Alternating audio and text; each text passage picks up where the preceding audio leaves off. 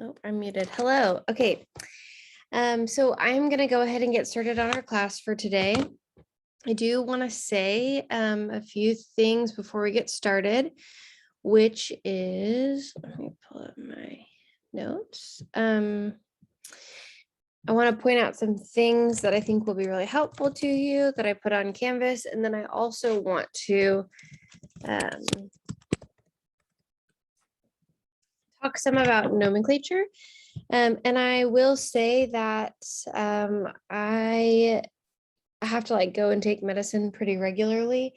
So I probably will be pausing this somewhat regularly. So if you, if it's choppy or something, I'm sorry, I'm doing my absolute best to make it make sense, make it make sense. Okay. Let's go to modules. Okay, I'm gonna share this. So one thing in my office hours, someone asked for a list of the PKs that will be valuable for them to know. So in your chapter 3 module, there's important PK values to know. And you can, I have this set up. I want you to use your PK chart to make this. So draw HCl and then look on your PK chart where it is, draw the ketonium ion, look on your chart where it is, hydronium, so on and so forth. And these are ones that it will be valuable for you to know. It's just one page. And that way you can have your own chart where you can kind of look over more easily, like, oh, what is that pKa? And you can start looking for the actual functional group instead of on the condensed formula, you can have it drawn out. And I would do a range, like alcohols, I would do 16 to 18, water is 15.7. Phenols, I would do 9 to 10, carboxylic acids, 4 to 5. It's not, because the carbon chain can impact acidity, as we know, or functional groups or things like that. I usually think in terms of a range rather than an absolute for that.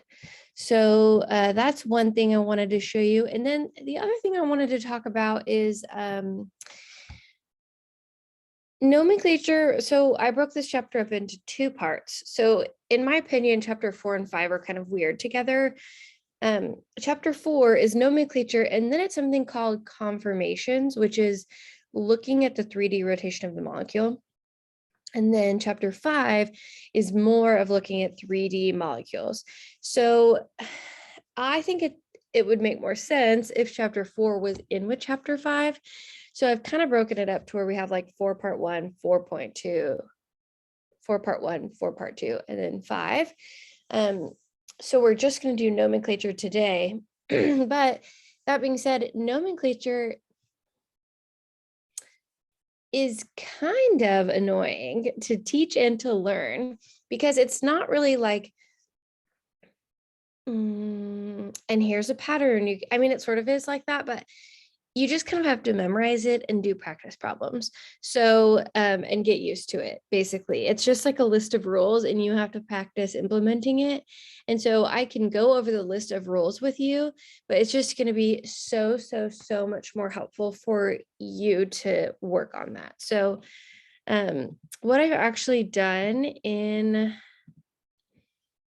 the module for chapter 4. So here's the nomenclature, and then here's the part 2, the conformation part, looking at 3D structure of molecules. And then of course you have your chapter 4 practice problems, but you also have this nomenclature practice that I think will be very helpful to you, where you can and it also has acid-base reactions. If you want to look at this, you can register for free, or I don't think you have to, and you can you can make your own quiz with practice problems and it will give you the answer. So in this case, you'll have only naming and drawing molecules with no functional group. And then you can have one functional group, and then more than one functional group. And so then you can kind of build that in. And then the stereogenic center part, that we'll get into that in chapter 5. And so then you can even practice for that.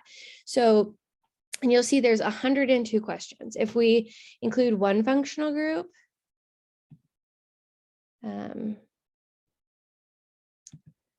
oh, it's not updating. Let me see if I can make it update so I can see the numbers there. So if we do identifying functional groups and naming molecules, and we want only one functional group, it's not coming up. Anyway, it has a lot of questions. It has like 940 total.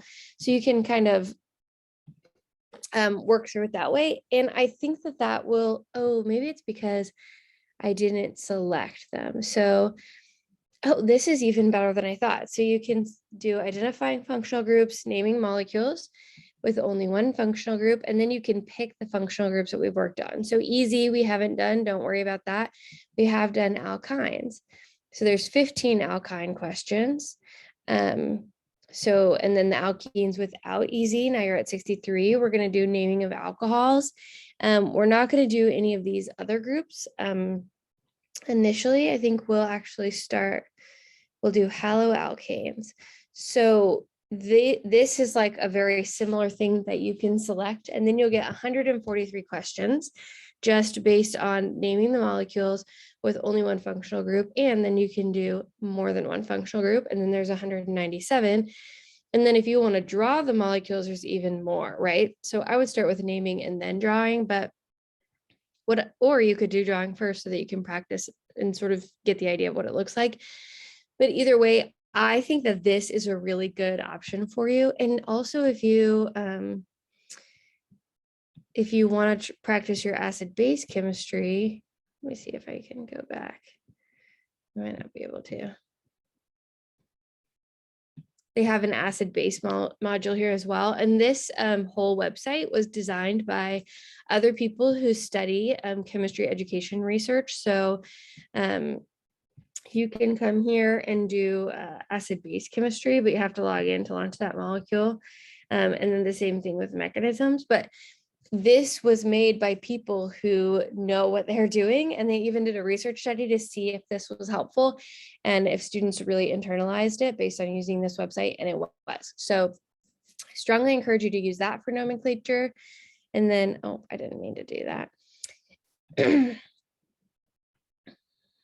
And then the other thing is, if you go back to modules and back to chapter 4, I have this video. It's kind of silly, but I've heard students like this. So I included the crash course nomenclature video where at first he's just like kind of talking about different names, but then also he goes through some of the basic ideas. So that's an overview on what I recommend you do for nomenclature is, yeah, listen to me talk. I'll give you the basic introduction, but that's not going to teach you everything you need to know. You need to just practice. Okay, so let's get going into hide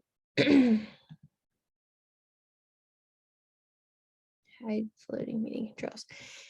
Let's get going. So again, I want to say that I think nomenclature is sort of a necessary evil.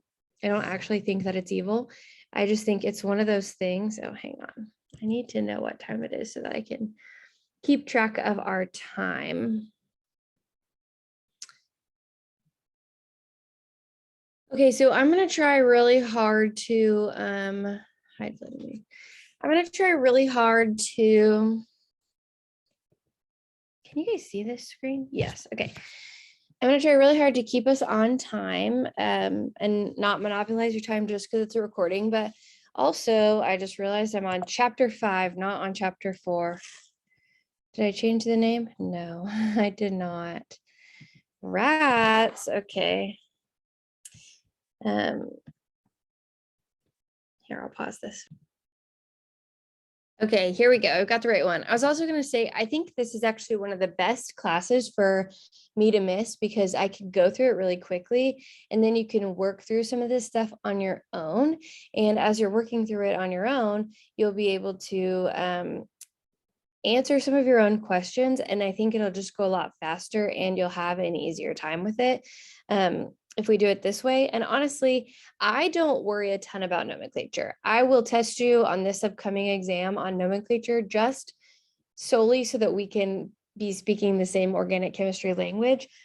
But usually how organic chemistry nomenclature comes up is I'll ask a practice problem or a test question and I'll use this nomenclature because I'm speaking in the organic chemistry language, and you have to be able to translate.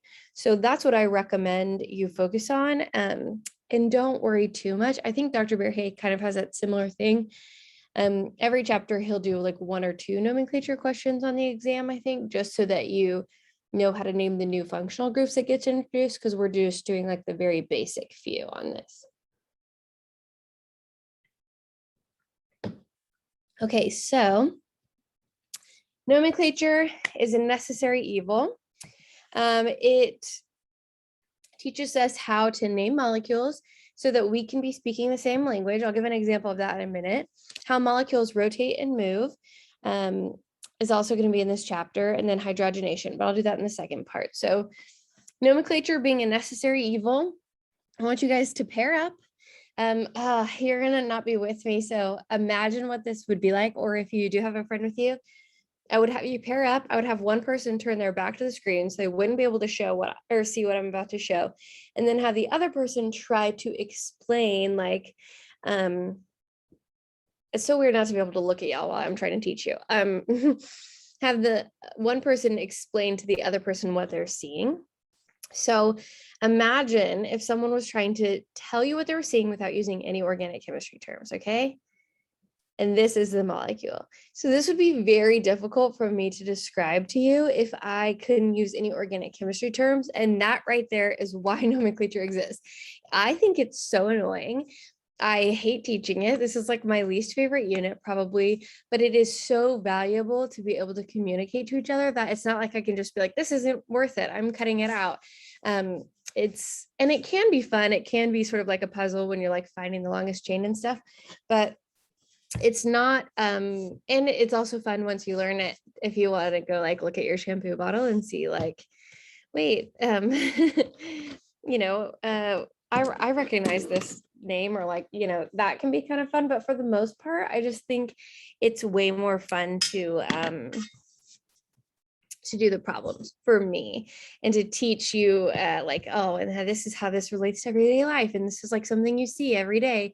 We don't really use organic nomenclature every day, so it's a little less fun, but seeing this and imagining trying to communicate this to someone else without being able to use organic chemistry terms is like unimaginable. So why do we have nomenclature? For that reason, so that we can communicate. And so the people who developed this, it's called the IUPAC, or the International Union of Pure and Applied Chemistry.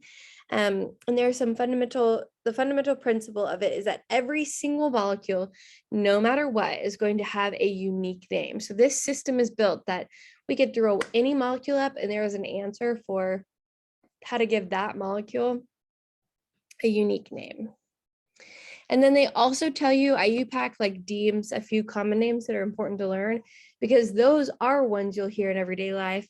And a lot of them developed like before we had IUPAC. So chemists would just refer to things in these common names. And now we know of them in that name, so they'll still come up. Okay, so just to review, you know, alkanes, ane, as the suffix at the end, means like a plain carbon chain with no pi bonds. Ene is a double bond, ine is a triple bond, and we've briefly talked about aromatic compounds. The structure of alkanes. So what's the hybridization? Hopefully you can answer this out loud when you're sitting by yourself in your room or whatever, is sp3. This shape, tetrahedral, hopefully you got that. And so that makes that zigzag chain that I showed you guys in class, the tetrahedral of like the carbon chain backbone is kind of like the up and down, up and down, up and down. But if there's nothing coming off of it, if it's just like carbon 1, carbon 2, 3, 4, 5, 6, 7, 8, that is called straight chain. And we don't mean that it doesn't have the zigzag. We mean there's nothing branched off of it. So both of these would be considered straight chain alkanes. Okay, so this is what I use literally every time I'm doing nomenclature. You'll see me do this as you're going through the homework. Sometimes I'll switch it up a little bit, but pretty much every time I identify the parent chain and then I identify a number of the substituent groups. Oh, I thought I changed that. Uh-oh, is this not my updated? Oh yeah, I did change it later on. Okay. But sometimes I'll number in the parent chain and sometimes I'll number in step 2. It just kind of depends. So then I identify and number the substituent groups. And then finally, I'll combine all of them together in the proper alphabetical order. And if you can think of, those are my 3 goals. I think it kind of makes it a little bit easier to manage. So first, if you're identifying the parent chain, we need to have a name for parent chains, right? And we don't. So most of the time you'll be able to recognize like pentagon 5. So that a 5 straight chain carbon is pentane, 6 straight chain carbon, hexane, heptane, octane, nonane, decane. All those are like the common ones, but for some reason, instead of like, I guess we don't really have a one-sided thing. I think we do have a 3-sided thing. So instead of propane, we could have done triane, but whatever, and quadane for the 4. But for whatever reason, those first 4 do not have common names that are easy to understand. So what I think of with that is mama eats peanut butter. So methane, mama, ethane eats, peanut, propane, butane, butter. So mama eats peanut butter, and I like count up every time. And then so it's like, it has 3. So mama eats peanut, so P propane. That's like literally how I think of it. Or 2, mama eats E ethane. So that's what I do every time, is I just use that to remember these. But you shouldn't have to go beyond 10. I can't think of a time that that's come up on like the ACS or whatever. But you do need to know these 10 cold. If you see a 10 carbon chain, decane, 9 carbon chain, nonane, 6 hexane, like you need to have those down because these come up a lot. So this is one of those things, just memorize it, use flashcards, whatever it takes. And I would not do the condensed structure. I would do the bond line when you're on your flashcards. Okay, so to find the parent chain, we know what to call it, but we have to find it. So we're going to use the longest continuous chain. So sometimes it would be tempting, I think, just to number like 1, 2, 3, 4, 5, 6 straight across. And this is one of those things that you'll see as you start to practice. Like sometimes the parent chain kind of is not intuitive. So you need to practice. Like I wouldn't even not start from this side. I would start from this side. 1, 2, 3, 4, 5, 6. But that's not the best chain because there's a 7-membered chain. If you go 1, 2, 3, 4, 5, 6, 7, right? So there is, either way you go, there's a 7-membered chain, either starting from this side or that side. And we'll talk about which side to start from next. But the parent chain then in this case would be heptane, not hexane, because if you can find a longer chain, you should. The next thing we're going to do is identify and number the substituents. So what are substituents? Well, there are a lot of substituents. Alkyl groups are R groups, and then any functional group that you've ever seen can be a substituent. So alkyl, usually the way that works is it's like if you have a parent chain and then like a CH3 group off of that. Well, CH3 is 1 carbon, so that's methane. You drop the ane and you put il instead, so methyl group, or same thing with ethyl group. So if you have like a long carbon chain and then an ethyl group right off of it, that would be called an ethyl group. It has 2 carbons off of it, that kind of thing. And then this is kind of a longer list of different types of functional groups you can see. And actually, I'm going to upload this as well because it's kind of another way to think about nomenclature that I really like, and that has all the rules listed out. So if you're not sure, you can refer back to it, and they give you the priorities of groups. So for the most part today, we're going to be in this group C, where everything is, it's a prefix, so it comes at the beginning of the name, and it all has the same priority, except we are also going to do alcohol. So we'll mostly be down here. We'll do group B, which is just alkene and alkyne, and then we'll also do alcohol. So that is what we're going to focus on today. So don't worry too much about these groups, but I'll include this in the chapter 4. I'll call it like nomenclature PDF or whatever. And then also, I was going to say your Klein chapter will be a good resource also for you to do practice problems. So If you haven't gotten the Klein Organic Chemistry as a Second Language, strongly recommend you use that for practice problems as well. Okay, so we have to number the parent chain to give the lowest substituent numbers possible. If priority of substituents is the same, so like if they're both in that C group, we're going to go the lowest number, and if the number is the same either way, then you use alphabetical order. And if priority of substituents are different, we'll talk about that later.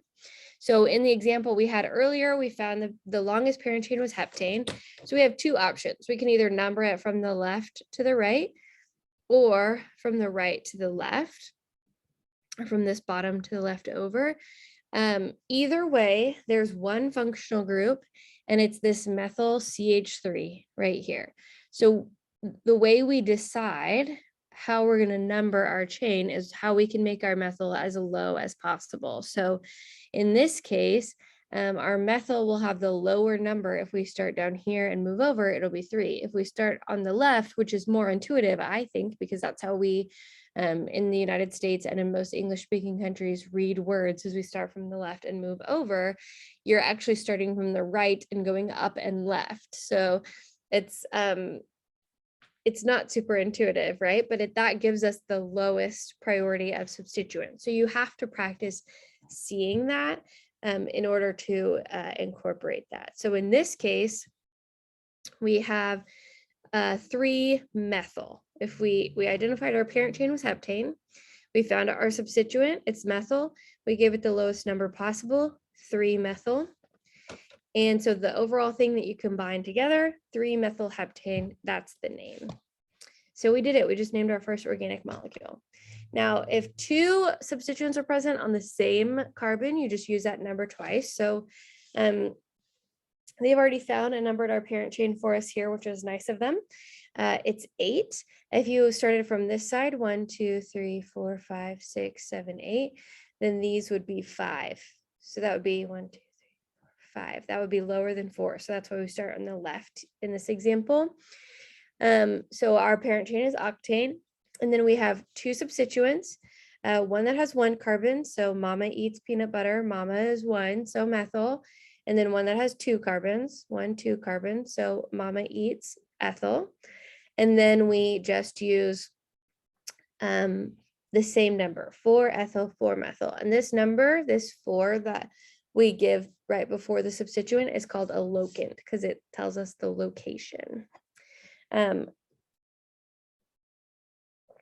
If these were both methyls, then we would say like dimethyl. If there was 2 methyls there, tri if there's 3, tetra if there's 4 for the whole molecule. So here's a few examples of that. I also want to note, we combine this all together in the proper order. That's alphabetical order for the substituents at the beginning. So methyl is smaller, so you might think methyl comes first, but alphabetically ethyl comes first. Okay, and then this is just telling you how you would number it, and you can kind of practice and see on that. So when 2 chains of equal length compete for selection as a parent chain, so if you could find 2 different ways to count a branched molecule and get like 6 carbons either way, you're going to choose the one that has more substituents because that's simpler to name. So we want the simpler naming scheme, so choose the one with 2 substituents. So here we have heptane 1, 2, 3, 4, 5, 6, 7, or heptane 1, 2, 3, 4, 5, 6, 7. So we have 2 options, but if we numbered this way, there's only 1, 2, 3 substituents. If we number this way, 1, 2, 3, 4, 5, 6, 7, the one they have numbered, there's 1, 2, 3, 4 substituents. So 4 substituents is more than 3, so we're going to go with that naming thing. And for each of these, I encourage you, it'll take a little bit longer than our traditional class time if you do it this way, but pause, see if you can like cover up that name and see if you can recreate that name on your own without looking at it, so you can start practicing these ideas. Because again, that's the best way you're going to learn nomenclature. Like I can tell you these rules all day, but it is really hard to learn a list of rules, and it's much easier to just start practicing them and recognizing like, oh, that's the rule they were talking about. You know what I mean? So the one on the left is correct because it gives you 4 substituents. If we numbered the way they have shown on the right, it's not good because there's only 3 substituents. Ugh, I didn't catch this dumb animation. I tried to make these slides look better, but about halfway through, I was like, this is such a hard topic. There's no way to let it look better. I'm just going to let it look bad. So sorry in advance, these slides are not good. I did the best I could. Okay, so when branching first occurs at an equal distance from either side of the longest chain. So again, if, let me just pull both of these up. If you could number either direction from here or here, and both directions, your first substituent, this 2 right here, is going to be the same, then you look at what overall is smallest. So if you numbered this way, you'd have 2, 3, 5. If you numbered the other way, you'd have 2, 4, 5. So just the lowest number possible at every way you can get it. If everything is the same priority, that's what you want to do. And then finally, combine everything in the proper order. So you can use di, tri, tetra, whatever, but that is not a part of the alphabetical prefix.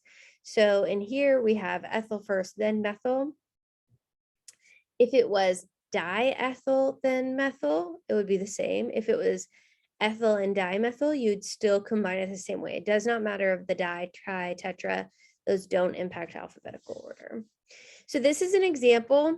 I actually will go through this example with you, and then for the rest of the examples, I want you to do them on your own, because again, that's going to be the best way for you to learn nomenclature. So we need to find the longest chain as a parent. I think when I was first starting, I would have been tempted to say 1, 2, 3, 4, 5, but I've been doing this long enough that I see a chain here, and I'm going to number it 1, 2, 3, 4, 5, 6, 7. So I see that because I've practiced a lot, but you might not have seen that. So again, you practicing is the best way to make that happen. Okay, so here are kind of our options. Find the longest chain as a parent. This right here is not right. Going all the way around is right. And then you get to identify a number of the substituents, so we can decide if we want to start from here or from here. So 3 and 4 for the methyl groups, or 4 and 5 for the methyl groups. 3 and 4 is better. So methyl group here, we want those to be as low as possible. So this numbering on the right or on the left is better. My PowerPoint's freezing up. Okay, so, and then combine in the proper order. So PowerPoint, why you do that? Okay, so if we have 7, it'd be heptane. And then we know so that's our parent chain. And then we know we have 2 methyls, so we would call that dimethyl. And then we know the numbers. So 3, 4 dimethyl heptane is how we would put that all together. 3, 4, and there's usually a dash between the numbers and the word. Now my PowerPoint is cooperating. Okay, so I'm going to have you do this example on your own. And if you pause the video, try to find the longest parent chain, try to find the substituents. And so I would write down the parent chain. So like say the longest chain you find is 6, be like parent chain dash 6. It's longer than that. And then write down all of the substituents you see. So if it's like methyl, ethyl, whatever, and then give those the right number. And then combine it all in alphabetical order, not paying attention to di, tri, tetra, whatever. And so I'm hoping you'll pause this and work on it, but I'm going to go through the answer with you. It's in here. So the longest parent chain, here are some options you might have seen, but actually the longest one is 9, the 9 carbon chain. So that's nonane. So nonane is our parent chain. So that's step 1. And then here are our 2 ways that we could possibly number it. But our functional groups are methyl, ethyl, and methyl. So we have 1, 2, 3 functional groups. So if we start from this way, it'd be 3, 4, and 7. we start from this way, it'd be 3, 6, and 7. So 3, 4, and 7 is better. So that's the numbering scheme I'm going to go with. So now we know that the parent chain is nonane, and we have dimethyl and ethyl as our functional groups, and we know the numbers that go with them. So 3, 7 dimethyl and 4 ethyl. Those are our two functional groups. And now we're going to combine it all in, see, I wrote that out, 3, oh, did I say 3, 4? 3, 7 dimethyl and then 4 ethyl. Those are our things. And then we combine it all in alphabetical order. So ethyl comes first because E comes before M. 4 ethyl dash 3, 7 dash dimethyl nonane. I hate the way that this is animated. Okay, these are some common names that is important for you to know. You want to go ahead and memorize these. And actually, I am going to do this on the visualizer because I think it will be helpful. Sorry, I had to pause to take some of my medicine. So I'm going to, let's see. I want to do a new share. Oh, my document camera is not up. Okay, so I am going to go and show you. Oh, that's why my document camera is not up.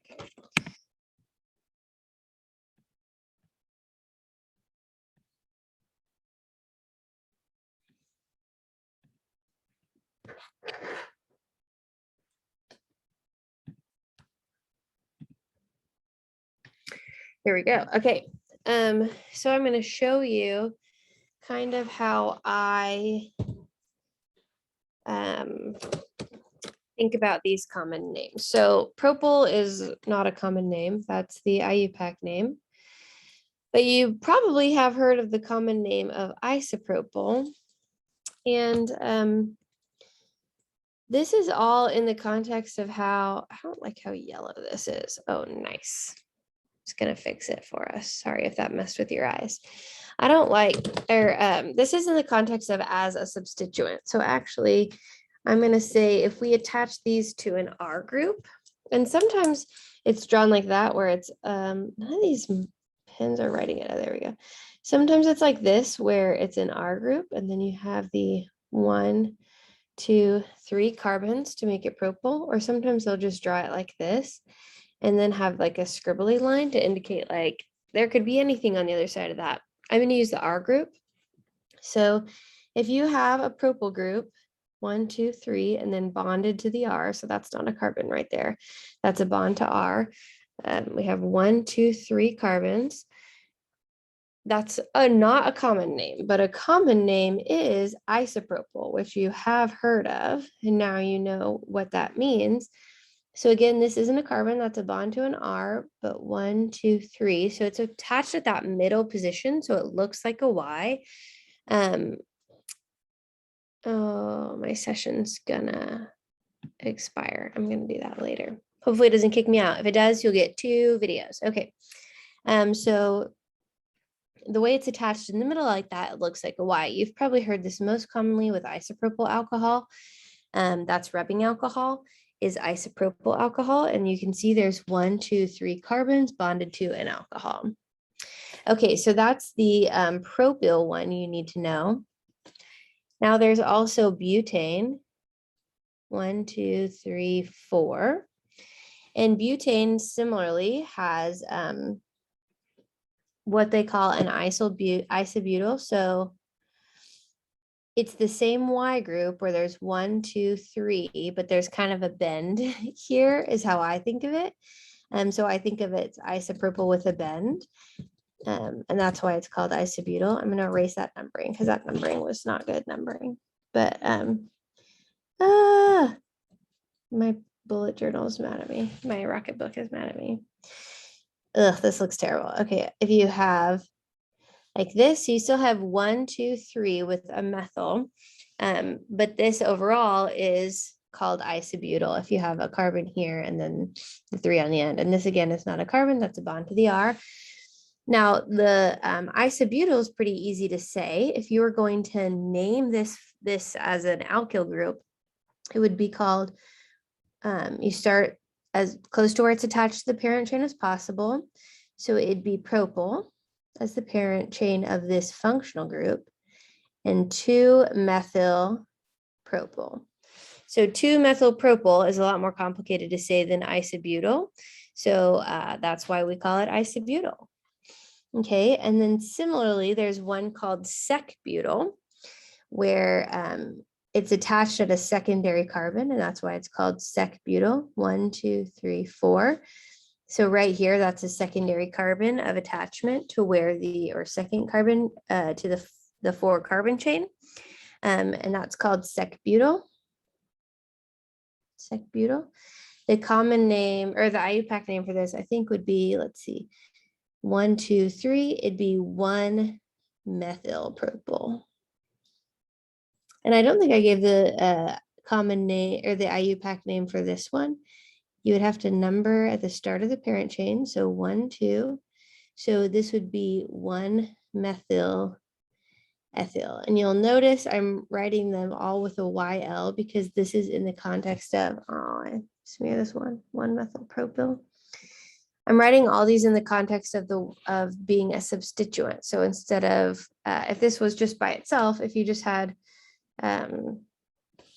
like this by itself, it would just be called 2-methyl propane. But because it's attached to an R group, that's propyl. Okay, so that's how I remember sec-butyl.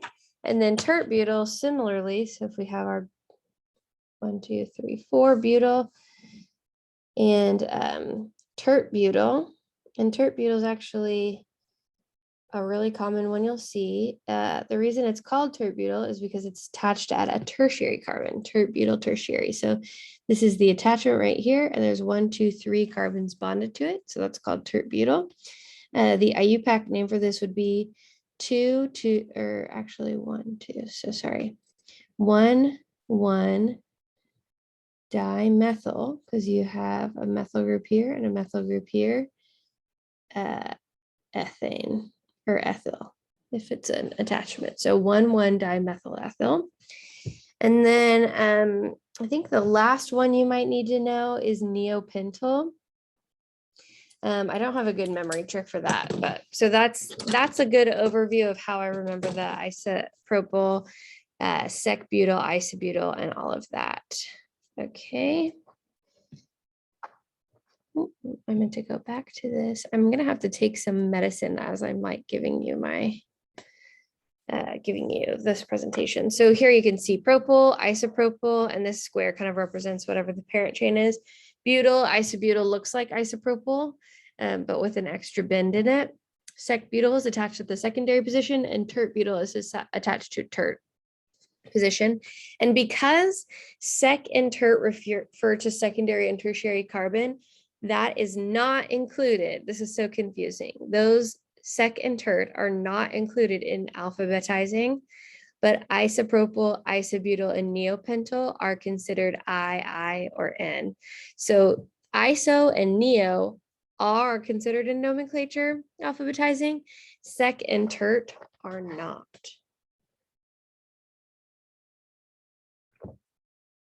Kind of annoying. I hate it. It's one of those things that I'm like, what are we doing? I understand the need for it though, of course. So I'm calling this DIY example. I'm going to hide my meeting controls. Hang on. So I want you to, again, do this on your own. So pause it, work it, and then flip through the solution so you can see where, if at all, you went wrong. So do that on your own.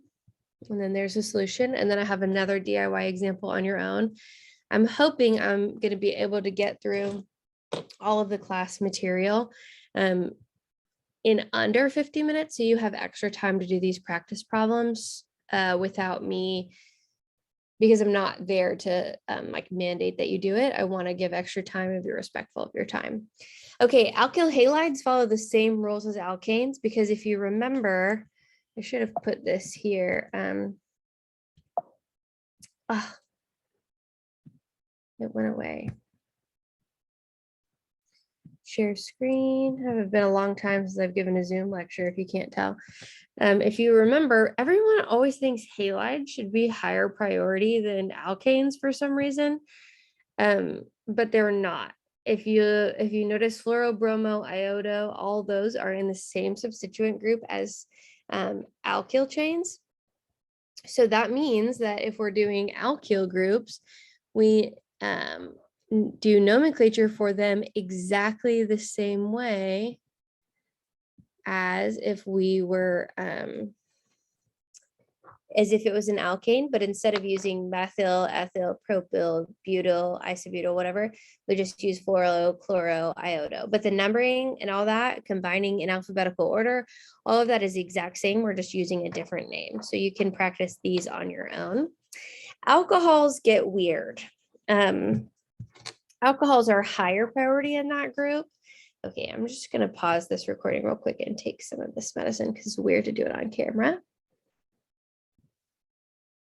Okay, so alcohols get weird.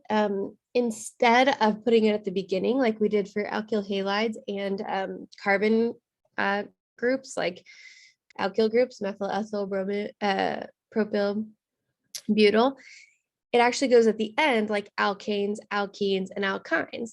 So what we do is we drop our E at the end and add OL. So if it's instead of methane, it's methanol. Instead of ethane, it's ethanol. So that's literally why ethanol is called ethanol. And that the reason we do that is because it's a higher priority. So that's why it's a suffix instead of a prefix. But that also means that it has to be in the parent chain. So it doesn't have to start the parent chain. It just has to be contained in the parent chain. So here's an example. This actually starts the parent chain. Also, you should know if this is primary, secondary, or tertiary. Hopefully, you know, primary. So here we have primary, or we have, what was I thinking? This medicine's starting to make me a little woozy, so I'm like on a clock. Because it's a high priority, it has to be contained in the parent chain.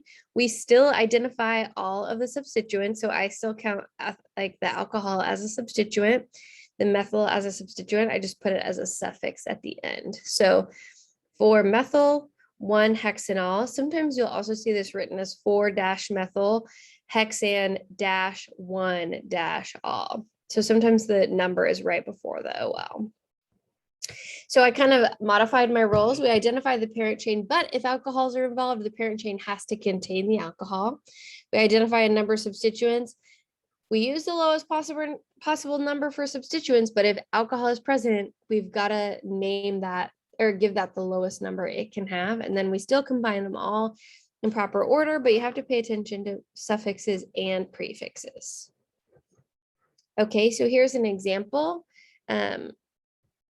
We've got to find the longest parent chain that contains the alcohol. And what I mean by contains is it's directly attached. So sometimes people will try to start with the alcohol, like number 1, 2, 3, 4. That's not right.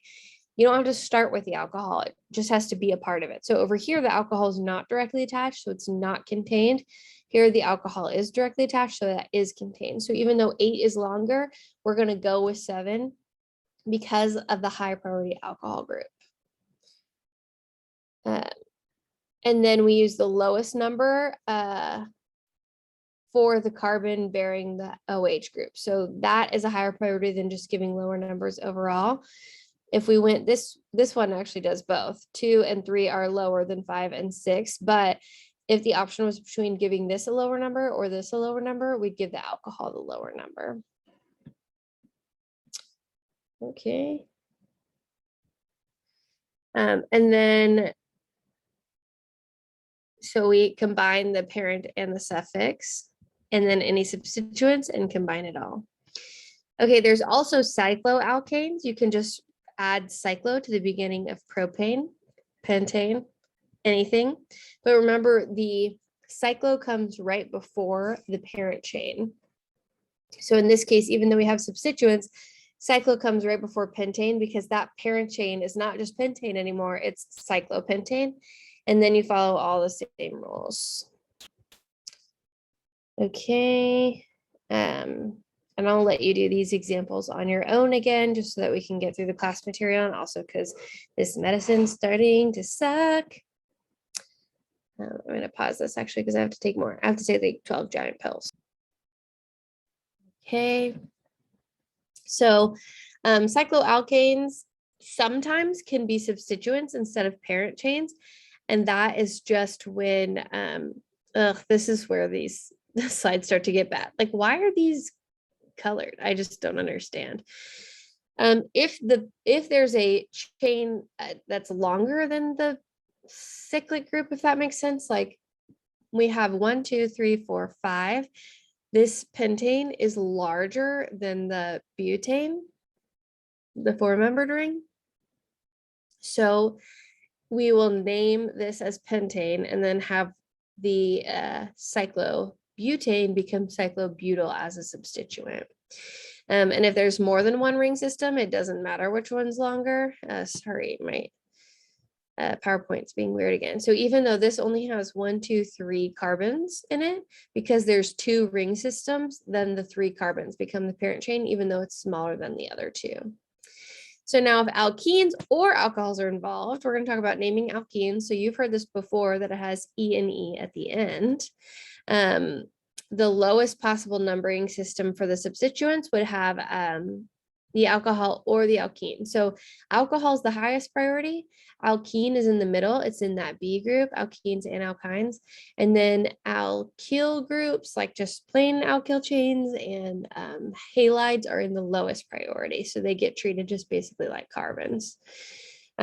So try to give either the alcohol or the alkene the lowest number. If there's both present, alcohol is more important than ene. So if they're competing, favor the alcohol. And if there's both present, you put them both at the end, and it's called enol, E-N-O-L. So I'm going to let you work through this example of naming the alkene to putting it all together on your own. And then we also have to incorporate cis and trans again. So if you didn't have cis or trans, these would have the same name. And the purpose of IUPAC is not to have the same name, right? We want to be able to tell them apart. So this is cis and this is trans. And then if alkynes are involved, same thing.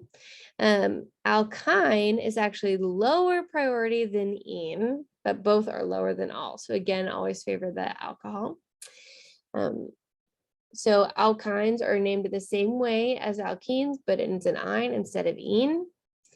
If they're both present, actually, I don't know off the top of my head which one has a higher priority. I think it'll show us in this